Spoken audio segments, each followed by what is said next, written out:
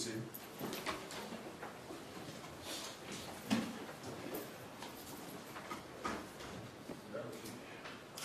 Calling file number 17-00425, People versus Lawrence Nassar.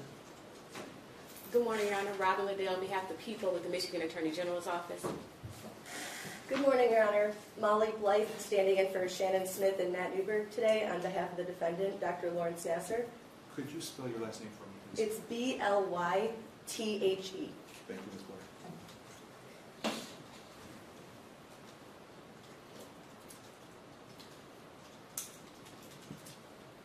And from the Attorney General, could you spell your last name for me, please? Yes, Liddell, L-I-D-D-E-L-L.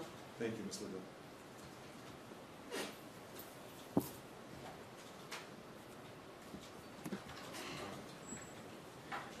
Sir, you are Lawrence Nassar, is that correct? Yes, sir. Mr. Nassar, just for the record, is it correct that your birth date is August 16 of 1963? Yes, sir. My understanding is that you are currently residing in the Newaygo County Jail under federal authority, is that correct? That's correct. All right. Mr. Nassar, the Attorney General's office has charged you with a new complaint that was authorized yesterday. The complaint alleges, unless counsel object, my intention here is to read for the record all of the counts in this case. It's going to take us a while. People have no objection, Your Honor, it was our intent to waive, but that's fine as well. Well, it's long enough here. I may as well get it into the record. Mr. Nassar, the Attorney General has charged you with a new complaint on this file. It alleges that in the time period of February 1st of the year 2000 through and including April 27 of the year 2015, that you did, and the case has a total of 23 separate counts, if I'm reading this correctly. Yes, 23 counts. In count 1, charges criminal sexual conduct in the first degree with a person under the age of 13, with the suspect, you, Mr. Nassar, being over 17 years of age. The allegation is that in the time period August 2012 through October 2012, at a location described as 4660 South Hagedorn in East Lansing, that you did, being 17 years of age or older, engage in sexual penetration described as finger into the genital opening of victim A, a child under 13 years of age. This is criminal sexual conduct in the first degree. It is punishable as life in prison, up any number of years up to life in prison, with a mandatory minimum of 25 years in prison and lifetime electronic monitoring. Count 2 charges criminal sexual conduct in the first degree under the same circumstances at the same location on the date March 2011 through May of 2011 at the same location, this time with victim B. Otherwise, the count is the same. In count 3, you are charged again with criminal sexual conduct in the first degree with a victim under the age of 13 in the same time period, March 2011 through May 2011 at the same location on South Hagedorn. Again, this is a first degree criminal sexual conduct charge up to life in prison with a mandatory minimum of 25 years and lifetime electronic monitoring. In count 4, this again is identical to the previous count, covering the time period of March 2011 through May of 2011, involving victim B. Count 5 charges criminal sexual conduct in the first degree based on a relation status. The date involved here is February 1 of 2000 through April 30th of 2000, which is alleged to have happened at a location described as 2900 Hannah Boulevard in East Lansing, involving victim C. Specifically, the charge alleges that you did engage in sexual penetration described as finger into a genital opening with a child who was at least 13 but less than 16 years of age, and that you were in a position of authority over the victim and used your authority to coerce the victim to submitting by exerting this authoritative position. The specific Criminal sexual penetration is described as finger inserted into the genital opening of victim C, causing personal injury to the victim, and using force or coercion to accomplish that penetration.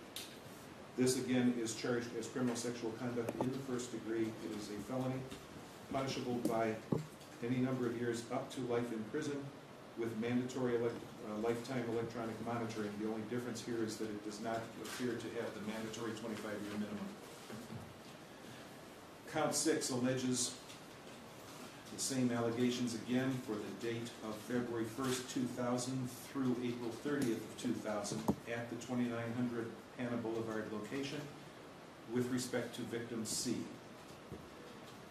Count 7 is criminal sexual conduct in the first degree, again involving victim C, with the date of February 1st, 2000 through April 30th of 2000. Count 8 alleges criminal sexual conduct in the first degree in the time period April 28, 2012 through April 27 of 2013, involving victim D. This again alleges engaging in sexual penetration described as finger into a genital opening with a child who was at least 13 but less than 16 years of age, and you were in a position of authority over the victim and used this authority to coerce the victim to submit by exerting your authoritative position. Criminal sexual conduct in the first degree under these circumstances is a felony punishable by any number of years up to life with mandatory lifetime electronic monitoring. Count 9, criminal sexual conduct in the third degree with a person aged 13 to 15. This is charged as an alternative to count 8. In other words, the prosecutor, the Attorney General, is not seeking to convict you of both 8 and 9, it's rather 8 or 9. In this count, the Attorney General charges that in the time period April 28 of 2012 through April 27 of 2013 at 4660 Hagedorn in East Lansing with victim D, that you did engage in sexual penetration described as finger inserted into a genital opening with a child who was at least 13 years of age but under 16 years of age. Charged as criminal sexual conduct in the third degree. This is a felony punishable by up to 15 years in prison. Incidentally, so the record is clear, all of these are Sex Offender Registration Act offenses. Now, count 10 charges criminal sexual conduct, again in the first degree, based on a relationship status.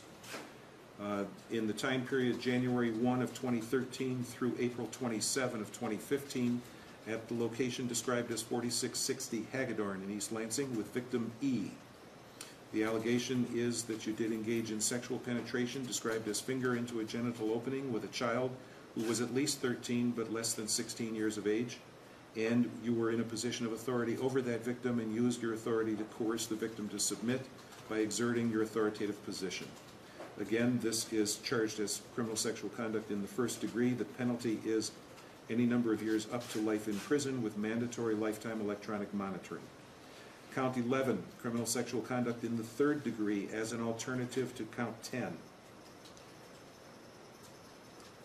Again, as in the previous case with count 9, this is charged with respect to victim E in the same time period. It is considered an alternative to count 10. And the possible penalty for this offense is any number of years up to 15 in prison with mandatory AIDS STD testing. Count 12. Again, we're back to criminal sexual conduct in the first degree based on a relationship status. In the time period December 14 of 2008 through December 13 of 2011 at 4660 South Hagedorn in East Lansing concerning victim F, as in Frank, that you did engage in sexual penetration described as finger into a genital opening with a child who was at least 13 but less than 16 years of age, and you, the defendant, were in a position of authority over the victim and used your authority to coerce the victim to submit by exerting your authoritative position. Again, this is considered criminal sexual conduct in the first degree. It is a felony punishable by up to life in prison with mandatory lifetime electronic monitoring. Criminal sexual count 13 alleges criminal sexual conduct in the third degree as an alternative to count 12, and again The difference here is the Attorney General is not alleging that you utilized a position of authority to accomplish the criminal assault. It is otherwise the same as count 12. Count 14, criminal sexual conduct in the first degree based on a relationship status for the time period December 14, 2008 through and including December 13 of 2011 at 4660 South Hagedorn in East Lansing, concerning victim F. This again is based on the use of authoritative position as previously stated in the other counts. It is again a first-degree felony punishable by up to life in prison with mandatory electronic monitoring. Count 15 is charged again as an alternative to count 14. It is criminal sexual conduct in the third degree for the same time period, same location with victim F. Count 16 charges criminal sexual conduct in the first degree based on your relationship status, again with victim F. The time period covered is December 14 of 2008 through and including December 13 of 2011 at 4660 Hagedorn, again involving victim F as in Frank. That you did engage in sexual penetration, described as finger to an anal opening of a child who was at least 13 but less than 16 years of age, and you used your position of authority over the victim and used this authority to coerce the victim to submit by exerting your authoritative position. Count 16 is a felony punishable by up to life in prison with mandatory electronic monitoring. Count 17 charges criminal sexual conduct in the third degree with the victim between 13 and 15 years of age. Again, this charge covers the time period December 14 of 08 through and including December 13 of 2011 at the location of 4660 South Hagedorn in East Lansing, victim F as in Frank. The allegation here is that the sexual penetration is described as finger into the anal opening of a child who was at least 13 years of age but under 16. Criminal sexual conduct in the third degree here is a felony punishable by up to 15 years in prison. Count 18 charges criminal sexual conduct in the first degree based on relationship status. This covers the time period April 26 of 2008 through and including April 25 of 2011 at a location described as 2255 Tiffany Lane in Holt, Michigan, involving victim G, as in George. The allegation here is that you did engage in sexual penetration, described as finger into a genital opening with a child who was at least 13 but less than 16 years of age, and you, the defendant, were in a position of authority over the victim and used your authority to coerce the victim to submit by exerting your authoritative position. Again, we're back to first-degree criminal sexual conduct. It is a felony punishable by any number of years up to life in prison with mandatory lifetime electronic monitoring. Count 19 charges criminal sexual conduct in the third degree over the same circumstances. 2255 Tiffany Lane, the same date period, with victim G. Count 19, as an alternative to count 18, is a felony, criminal sexual conduct in the third degree, a 15-year felony. Count 20 charges first-degree criminal sexual conduct involving victim G for the time period April 26, 2008 through April 25, 2011. And again, it is at the location of 4660 South Hagedorn in East Lansing. Here it is described as engaging in sexual penetration, described as finger into a genital opening of a child who was at least 13 but less than 16 years of age, and you were in a position of authority over the victim and used your authority to coerce the victim to submit by exerting your authoritative position. Again, as a first-degree criminal sexual conduct charge, this is a felony punishable by any number of years up to life in prison. Count 21, criminal sexual conduct in the third degree as an alternative to count 20. The same date and time, same location, South Hagedorn, with victim G. This is criminal sexual conduct in the third degree because it alleges criminal sexual penetration into a genital opening, but does not allege misuse of authority over the victim. Count 22, criminal sexual conduct in the first degree based on relationship status. In the time period April 26, 2008 through and including April 25, 2011 at 4660 South Hagedorn in East Lansing with victim G. The Attorney General has alleged in this count that you did engage in sexual penetration, described as finger inserted into an anal opening of the child who was at least 13 but less than 16, and you used a position of authority over the victim to coerce the victim into submitting by exerting your authoritative position. Again, this is a first-degree criminal sexual conduct charge. It is a felony punishable by up to life in prison with mandatory lifetime electronic monitoring. And the last count alleged by the Attorney General is count 23, which is charged as an alternative to count 22, covering the same date and time period at the same location with victim G. Again, it is an allegation that you did engage in sexual penetration by inserting a finger into an anal opening of a child who was at least 13 years of age but under 16. It does not allege abuse of authority over the victim, and therefore it is criminal sexual conduct in the third degree, a felony punishable by up to 15 years in prison. Those are all of the counts alleged by the Attorney General. Now, Dr. Nassar, you have certain legal rights that automatically come to you when you're charged with offenses like this. You have the right to remain silent. Anything you say about your case could be used against you in court, but if you remain silent, that's a privilege protected by the Constitution. That means that no one's allowed to draw any conclusions from your silence, and the prosecutor is not allowed to comment about your silence. You have the right to be presumed innocent until the prosecutor proves the case against you beyond a reasonable doubt, and if this matter goes to trial, you have the right to demand a jury trial. You have the right to present witnesses for your own defense and use the subpoena power of the court to compel those witnesses to appear for you. And you have the right to confront and cross-examine all prosecution witnesses. You have the right, if you choose, to testify on your own behalf, but no one can force you to do that. It is exclusively your choice. If you do choose to testify, you'll be treated like any other witness. Lastly, sir, you have the right to be represented by counsel. It's my understanding that you have 3 very competent attorneys who are representing you, so that matter's been covered. Let's talk about where this case is going in this court. As with your previous case here, this case has been assigned to Judge Donald Allen. I'm sitting in his seat right now. We have 2 dates for you currently. It's my understanding from discussions with counsel before we went on the record that these dates will probably change, but right now I'm going to leave them as they are stated. The first date is a pre-exam conference on Thursday, March 2 at 8:30 in the morning. That pre-exam conference, that's an opportunity for your attorneys to meet with Judge Allen and with the Attorney General's officials to discuss the future progress of this case and see if any agreements can be worked out. It's my understanding that at that time, your attorneys will ask the judge to adjourn based on overwhelming discovery, but that's up to Judge Allen, and he'll consider that issue when he hears the matter brought up. But that will be the first pre-exam conference on this. We currently have the preliminary examination scheduled for Thursday, March 9 at 9:30 in the morning.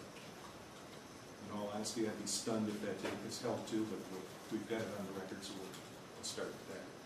The preliminary examination, as you know, is a hearing that is always scheduled in felony cases. The purpose of that hearing is for the Attorney General to present evidence to the court in the effort to prove 2 things with respect to these various charges I just read.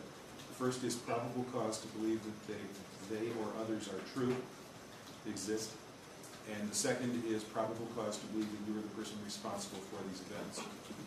Please understand, it is not beyond a reasonable doubt. That standard of proof is only used at the trial. Probable cause in real life to you means pretty much what it sounds like, that it probably happened and you probably did it. If Judge Allen makes those findings after considering the Attorney General's evidence, then he's going to forward this case to the Circuit Court for further proceedings. Circuit Court is where you have your right to have a jury trial. Until that date, however, I have to set a bond for you, sir. It's my understanding from news media that you were being held without bond under federal authority. Is that correct? Yes, sir. All right. Let's hear from the Attorney General on the issue of bond for these new charges. Thank you, Your Honor. Briefly, it is correct that the defendant is being held without bond in his federal case. His bond was also revoked on the state case, that matter, which was bound over on Friday at the preliminary exam. So, Your Honor, in this case, the people will request that this court deny pretrial release pursuant to the court rule, which is MCR 6.106, which does allow for denial of pretrial release based on the defendant being charged with criminal sexual conduct in first degree, and in light of the fact that his bond has been revoked on his other criminal matters. Thank you. Thank you. Ms. Black? And Your Honor, we would leave the matter of bond to the discretion of the court. Thank you. The Attorney General has cited me to a rule known as Michigan Court Rule 6.106, in particular Rule B1 sub B, which provides a defendant charged with criminal sexual conduct in the first degree, armed robbery, or kidnapping may be denied bond. Based on the fact that the defendant is already being held in custody without bond, I don't see that it imposes an additional significant burden on his freedom, and I believe the court rule is properly applied here. I'm going to issue a no bond order for the defendant pending further review of this case by Judge Allen. Thank you, Your Honor. Either counsel, anything further for the record? Nothing further from the people, Your Honor. Thank you. Your Honor, I believe we've yet to enter his, ask the court to set his plea to be that of not guilty. Oh, I did that automatically. Oh, okay, great, thank you. Just wanted to make sure it was clear. All right, folks, thank you very much. We're going off the record. Thank you, Your Honor. Thank you, Your Honor.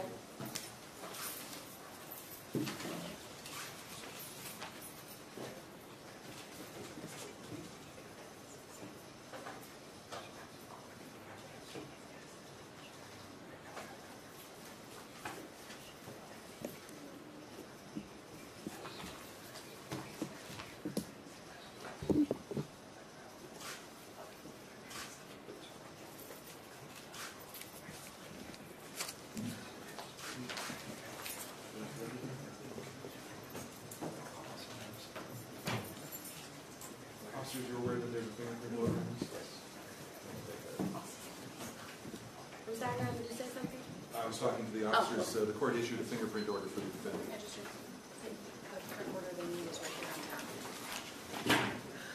So we have the